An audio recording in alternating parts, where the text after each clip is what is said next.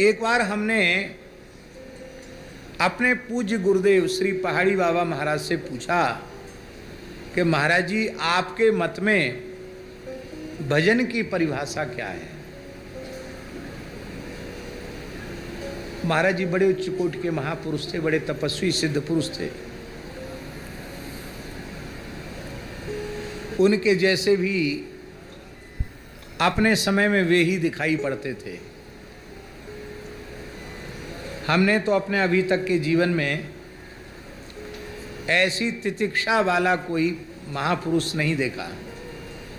होंगे जरूर, धरती ऐस खाली नहीं है, हमने नहीं देखे। वस्तु अनुपलब्ध हो और फिर हम त्यागी हों तो इसमें कोई बहुत विशेषता की बात नहीं है। और वस्तु और सामर्थ्य सब कुछ उपलब्ध हो फिर भी हम भोगों का त्याग कर दें, ये बड़ी बात है। महाराज जी एक ही लंगोटी रखते थे। बड़े बड़े विरक्त महात्मा भी 2 लंगोटी रखते हैं।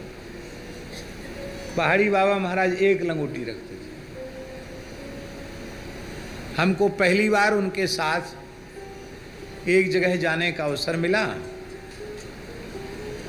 तो उन्होंने स्नान किया तो उनका जो साफी थी उसको तो हमने निचोड़ दिया। अब हम कॉपीन खोजने लगे, मिली नहीं हमको। अब उनसे डर भी बहुत लगता था। तो महाराज बैठे थे, जब वो ध्यान से उठे तो हमने महाराज जी से डरते हुए, तो महाराज जी लंगोटी नहीं मिली। क्यों, क्या हुआ, कहाँ से मिलेगी? मैं एक ही लंगोटी रखता हूँ, वो मैंने पहरी हुई है, मिलेगी कहाँ से? गीली, हाँ। बोले हम जीवन हो गया, गीली लंगोटी पहनते पहनते जीवन बीत गया। क्यों? बोले साधु पे किसी चीज़ का दरिद्र नहीं होता है, लंगोटी का दरिद्र रहता है। छोटा कपड़ा लंगोटी बदल जाए तो पर समस्या, लंगोटी उड़ जाए तो समस्या, किसी को कोई बोरी ओरी बांधना हो, रस्सी न मिले तो बाबा जी की लंगोटी से बांध लो। तो लंगोटी की चिंता रहेगी तो भजन कैसे करेंगे? स्नान करके उसी को झाड़ के लगा लेते हैं, गीली लंगोटी लगा लेते हैं। और वो भी तब तक लगाते रहते थे जब तक एकदम तार तार न हो जाए। जब एकदम सड़ गल जाए तब उसको विसर्जन करके दूसरी लगाते हैं। एक अचला, एक लंगोटी और एक ही साफी।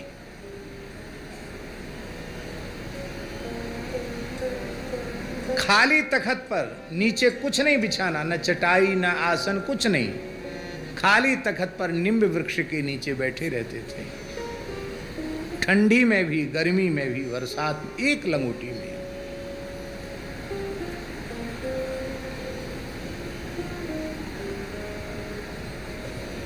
एकदम त्यागपूर्ण जीवन। चाहते तो अपने जीवन में बहुत कुछ वे कर सकते थे, लेकिन कुछ नहीं, प्रवृत्ति को बिल्कुल नहीं बढ़ाया। जितना छोटा था उसी में संतुष्ट रहे, बाहर गए। अब आप सोच लो, आज हमारे मथुरा वृंदावन में कितनी भूमि की कीमत है, बिहारी लाल जी को पता होगा। ये तो ऐसी व्यवस्था में रहते हैं कि इनके पास कुछ न कुछ लोग जानकारी देने वाले होंगे। हो सकता है शायद 1 लाख रुपए गज भी जमीन हो गई हो, तो कोई पता नहीं है। और ज़्यादा चलो, ले साहब सुनते थे कि दिल्ली बम्बई में लाख रुपए गज होती थी, वृंदावन में हो गई। उस समय में महाराज जी को मथुरा वृंदावन के बीच एक ही व्यक्ति ने 50 बीघे जमीन दी। कितनी? मेन रोड पर, मुख्य सड़क पर। बोले महाराज जी, ठाकुर जी का अन्न हो जाएगा और भोग लगेगा। तो महाराज जी चल बक बक करता है, हमारे ठाकुर जी भूखे मर रहे हैं क्या? अभी क्या भोग नहीं लग रहा है? बोले लग तो रहा है, ले आगे की व्यवस्था हो जाएगी। तो महाराज जी बोले आज खाए कल को झंके, ताकू कबीरा संग न रखे। आज खाने के बाद कल की चिंता करता, उसको कबीरदास अपनी जमात में नहीं रखते हैं। तो महाराज हमने तो संकल्प कर दिया है साधु सेवा के लिए। मारवाड़ी थे वो, उनका जहाज का काम था। तो महाराज जी ने कहा तुमने संकल्प कर दिया और हमें भजन करना है, हमें खेती नहीं करनी है। क्यों खेती करनी होती तो हम घर में ही रहते, हमारे घर में खेती थी, हमारा बाप जमींदार था, हम खेती करते तो घर में रहते। ब्राह्मण कुल का जन्म है तो व्यापार भी हमने नहीं करना, खेती हमको नहीं करनी, नौकरी किसी की करेंगे ही क्यों। लंगोटी लगाई नौकरी करने के लिए, भजन करने के लिए लगाइए, तो ये नहीं, कुछ नहीं करेंगे। तो महाराज मेरा संकल्प है। बोले तो तुम चाहो तो इसको बेच के भंडारा कर देना। तो उस समय सरकार ने भूमि मांगी, कुछ मुआवजा मिला, लेने वाला भी वही। बहुत विशाल भंडारा हुआ वृंदावन में उस जमाने में। खाक चौक वाले महाराज ने बहुत बड़ा भंडारा किया और हम समझते हैं कि कम से कम 65-70 वर्ष पुरानी बात होगी। उस समय 84 कोस के संतों का झरा भंडारा, सबको 10-10 गज का अचला, सबको कमंडल, सारा पैसा एक ही भंडारे में खर्च करके बोले देख अब तू भी निश्चिंत और हम भी निश्चिंत, जाओ।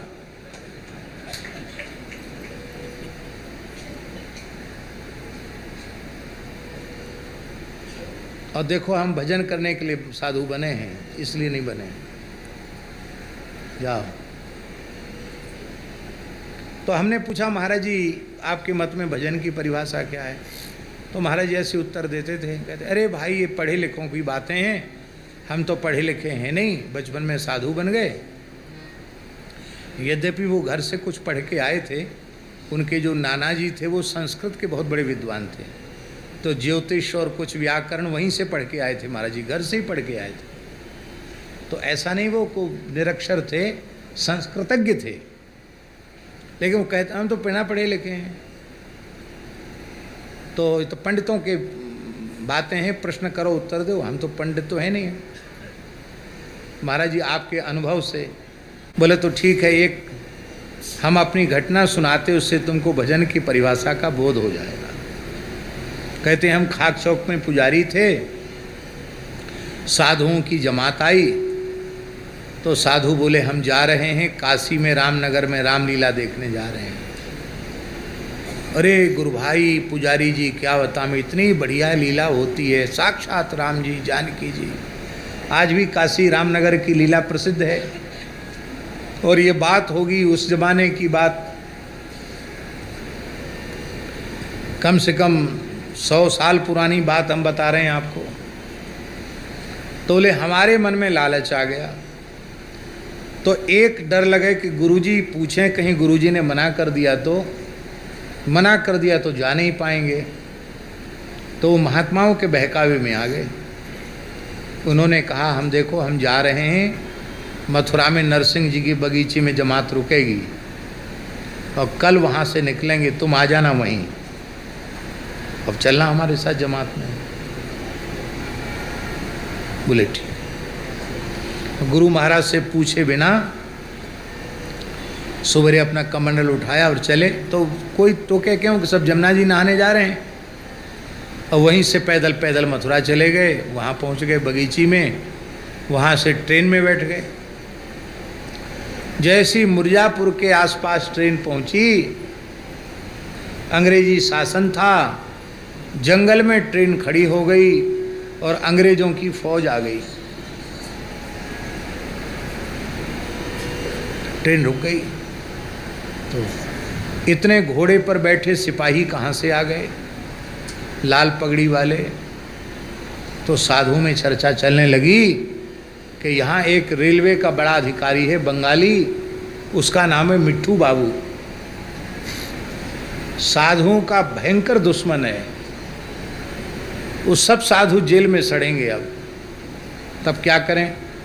बोले वो ये लोग आ रहे थे दूर से, तब तक खड़ी हो ट्रेन, तब तक भागो।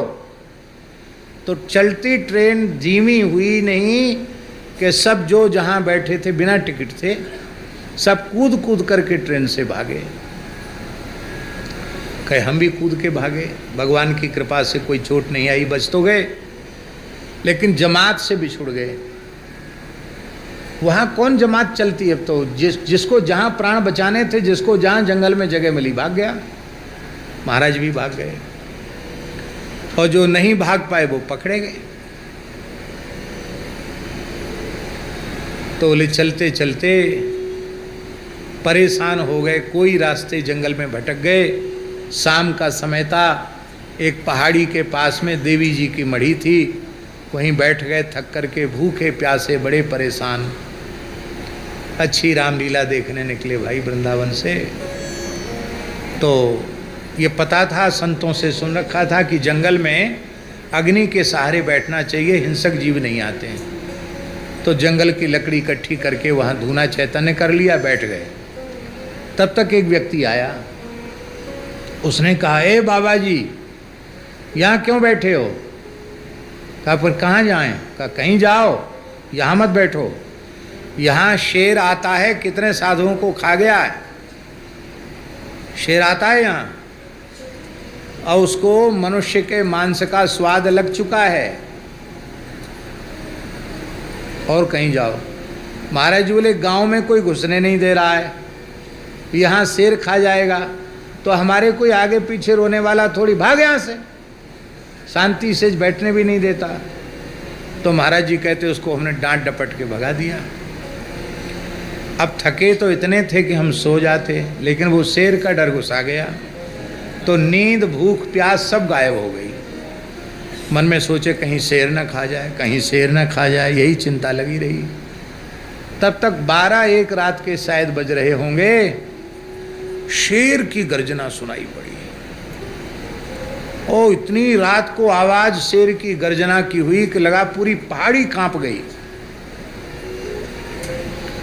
थोड़ी ही देर में क्या देखते हैं कि जैसे आप बैठे हैं इतनी दूरी से शेर एक किसी जंगली जीव को, जानवर को पकड़कर घसीट कर ले जा रहा है। धूल उड़ गई। ऐसे शेर शिकार करता है, आंखों से देखा। शेर तो चला गया, हमारे प्राण तो बच गए, लेकिन भूख प्यास निद्रा सब गायब। पूरी रात राम राजा दुख भंजन सकल पूर्ण काम, गोविंद गोपाल भज नारायण भज नारायण भज नारायण। पूरी रात जगते रहे, लघुशंका डर के मारे नहीं गए। जब सूर्योदय हो गया तब तक बैठे रहे, जब सूर्योदय हो गया तब वहाँ से चले। उसी दिन हमको यह बोध हो गया कि जैसे शेर के डर के मारे भूख प्यास निद्रा सब गायब हो गई और रात भर भजन हुआ, ऐसे ही मृत्यु रूपी काल रूपी सिंह गर्जना कर रहा है। ये जिस भाग्यशाली को अनुभव हो जाएगा, उसका खाने पीने सोने में मन नहीं लगेगा, उसको निरंतर भजन में ही मन लगेगा। तो मुझसे यदि अनुभव की बात पूछ रहे हो तो मृत्यु की सदा स्मृति बनी रहना, यही भजन की परिभाषा है। हमें मरना है, ये बात सदा ध्यान में बनी रहे, इसी का नाम है भजन। बोलो भक्तवत्सल भगवान की।